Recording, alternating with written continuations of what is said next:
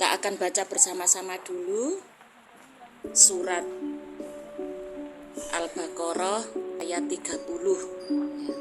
A'udzubillahi minasyaitonirrajim. Bismillahirrahmanirrahim. Wa idh qala rabbuka lil malaikati inni ja'ilun fil ardi khalifah. Dan ingatlah ketika Rabbmu berfirman kepada para malaikat, sesungguhnya aku hendak menjadikan khalifah di muka bumi. Qalu ataj'alu fiha ma yufsidu fiha wa yasfikud dima. Mereka berkata, mengapa engkau hendak menjadikan khalifah di bumi, orang yang akan membuat kerusakan padanya dan menumpahkan darah? Padahal kami senantiasa bertasbih dengan memuji engkau dan mensucikan engkau. Qala inni a'lamu ma la ta'lamun.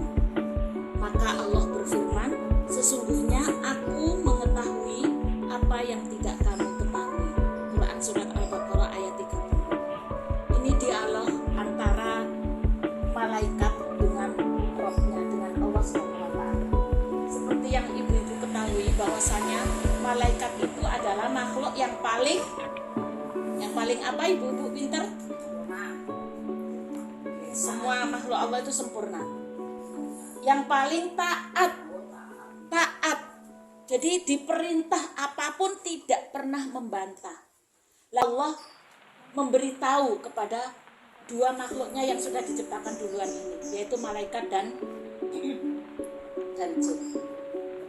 Aku akan menciptakan seorang khalifah untuk memakmurkan bumi. Mengapa engkau menciptakan makhluk yang akan menumpahkan darah di bumi? Kalau malaikat hanya takwa. Nah kalau manusia itu selain takwa juga ada sifat kejelekannya. Jadi sifat fujur, nafsu, ya, itu membisikkan kepada hal-hal yang maksiat, kesesatan.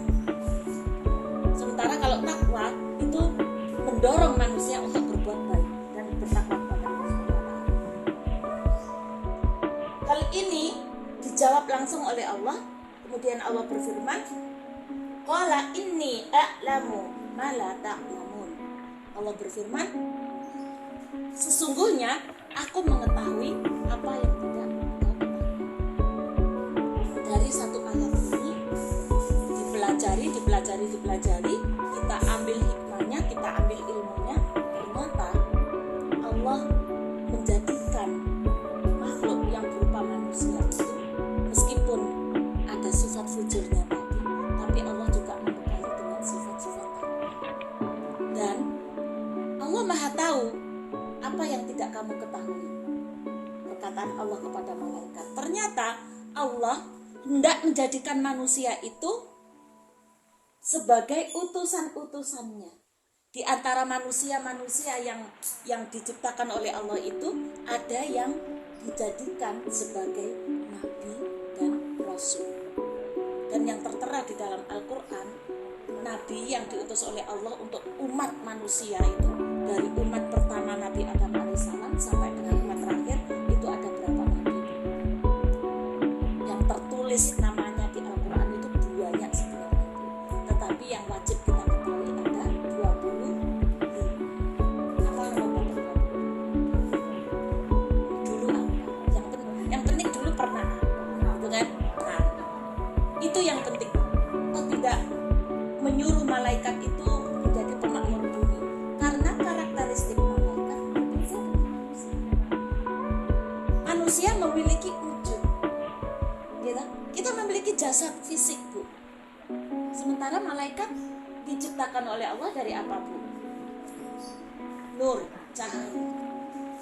Dari cahaya. Nah kalau bumi itu nggak mungkin bisa dipimpin oleh makhluk Allah yang nggak bisa dilihat. Gimana cara sholatnya, gimana cara ibadahnya, manusia nggak bisa. Meskipun pakai teropong, nggak bisa.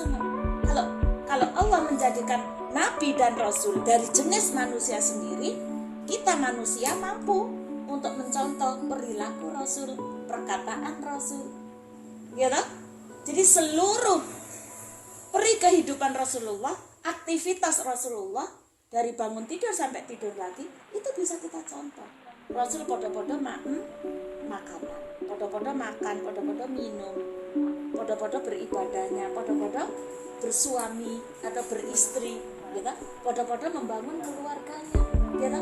Kalau malaikat kan nggak punya nafsu, malaikat nggak memiliki pasangan. Gimana kita bisa mencontoh cara membuat anak? Gitu? Yes, Allah Ta'ala memberitahukan ikhwal tentang pemberian karunia kepada manusia dari anak cucu Bani Adam alaihissalam, yaitu dengan penghormatan kepada manusia dan penghormatan sekaligus ini juga mengangkat derajat manusia. Nah, bagaimana agar tujuan dari Allah menciptakan anak cucu keturunan Bani Adam ini, manusia ini, tidak melenceng dari maksud penciptaannya, yaitu sebagai khalifah di muka bumi ini, maka kita harus memiliki bekal agar kita benar-benar bisa menjadi pemakmur bumi, merawat bumi, bermanfaat untuk seluruh isi bumi. Segala sikap, tindak tanduk, perilaku, pembicaraan dan sebagainya itu harus menjadi manfaat untuk seluruh isi bumi. Tidak hanya manusia tapi seluruh isi bumi. Jadi berjalannya kita, bergeraknya kita, berbicaranya kita, apapun itu harus bisa menjadi manfaat buat orang, buat lingkungan, buat seluruh alam. Nah, itu otomatis bekalnya tidak sedikit, bekalnya banyak. Jadi banyak hal yang harus kita ketahui. Karenanya dari satu ayat ini saja kita belajar tentang bagaimana cara agar kita bisa membekali diri kita dan kita bisa mencapai misi atau tujuan dari penciptaan manusia. Jadi yang penting kita ingat di sini dari tafsir Quran surat Al-Baqarah ayat 30 di sini adalah yang pertama, kita harus menyiapkan generasi-generasi unggul. Karena khalifah itu tentunya kita dibatasi dengan umur. Kita menjadi pemakmur bumi kan usianya panjang. Dan kita dibatasi oleh umur. Hidup kita itu hanya kita gunakan untuk beribadah kepada Allah SWT. Makan kita memang butuh makan, Bu. Tapi makan itu sekedarnya untuk menambah stamina kita agar kuat, makin kuat dalam beribadah kepada Allah. Betul ya? Nah, kalau lemah ekonomi, Bu, mudah menjadi kufur. Orang-orang yang ekonominya lemah itu jarang bersyukur kepada Allah, lupa bersyukur kepada Allah.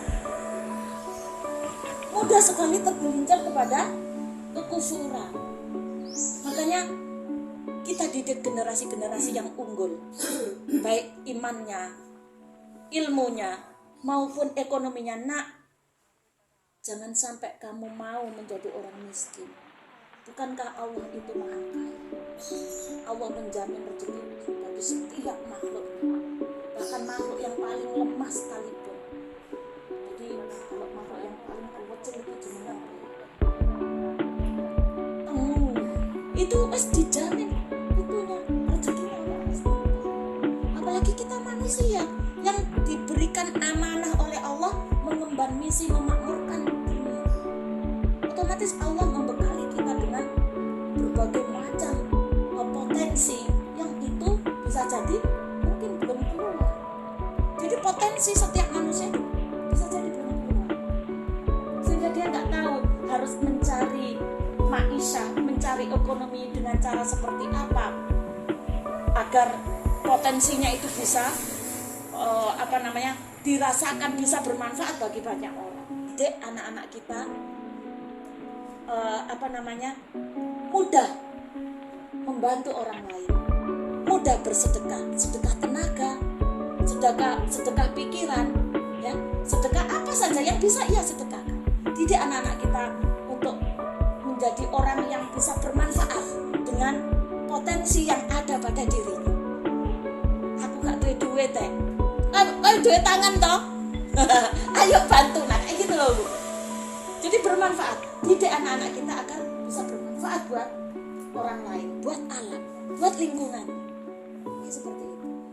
Jadi Masya Allah, saya bersyukur sekali ya kalau di dalam satu lingkungan ada orang yang tukang opiak-opiak. Itu sebenarnya melatih. Senang saya. Tukang opiak-opiak, ayo kalau nggak nyambangi ini, ayo kalau nggak nyambangi ini, ayo melu ini ya, melu ini. Ayo pengajian, nyapu gak teko saya ya. Tukang opiak-opiak untuk kebaikan. Bagus. Itu melatih, menggugah diri kita, nyentel. Kalau kita selama ini hanya tidur terlena, nonton TV, magrok di rumah, nggak ada yang nyentel, ya.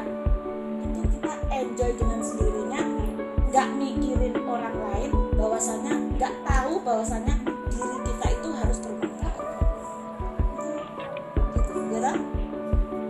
Yang kedua, yang harus dipersiapkan tadi, yang pertama generasi unggul, yang kedua menyadari bahwasanya diri kita ini sebagai khalifah, apapun jabatan kita.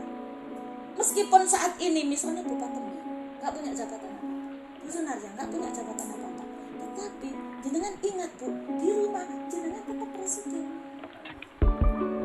Jenengan presiden itu jabatan panjenengan.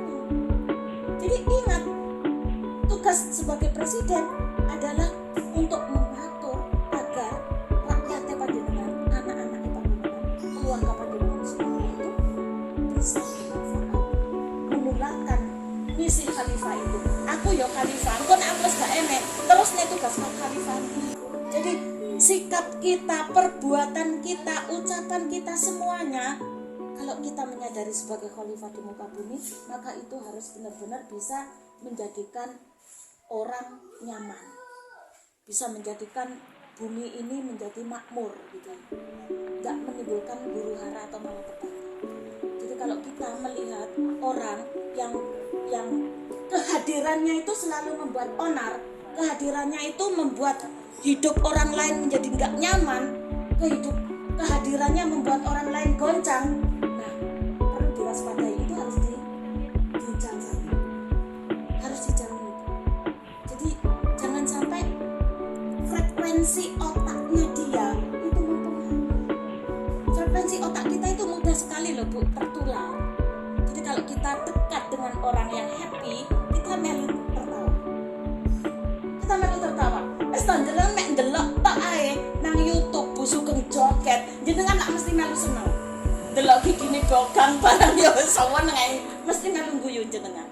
Tapi nek jenengan delok wong nangis sak gini, frekuensi otak jenengan melu brebes Bu jenengan. Betul kan?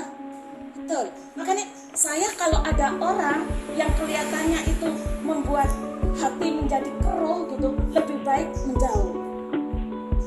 Lebih baik menjauh. Jangan didekati. Nanti jangan ketularan lalu emosi, melu gitu. Tadinya enak-enak kalau ada orang yang jelek itu jadi ketularan.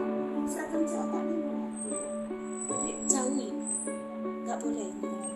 Karena bukan semata-mata nggak seneng orangnya, tidak ya Bu ya. Tapi kita demi menjaga misi kekhalifahan kita. Ojo sampai awak dewe melu menjadi wong sing gak berguna gitu. Yang ketiga, yang terakhir ya Bu ya. Bekal yang harus kita miliki agar kita sukses menjalankan misi sebagai khalifah di bumi ini adalah kita harus membuat diri kita itu menjadi manusia sukses dunia akhirat. Kita disuruh berdoa oleh Allah. Rabbana atina fid dunya hasanah wa fil akhirati hasanah wa qina adzabannar. Ya Allah, jadikanlah kehidupanku itu di bumi ini sukses, di akhirat juga sukses yang membawa kebahagiaan, dan jauhkan aku dari siksa api neraka. Jadi 3 bekal ini Bu, yang terakhir ini menentukan menjadikan diri kita sukses dunia dan akhirat. Tidak hanya dongo-dongo tok, tetapi jenengan resapi.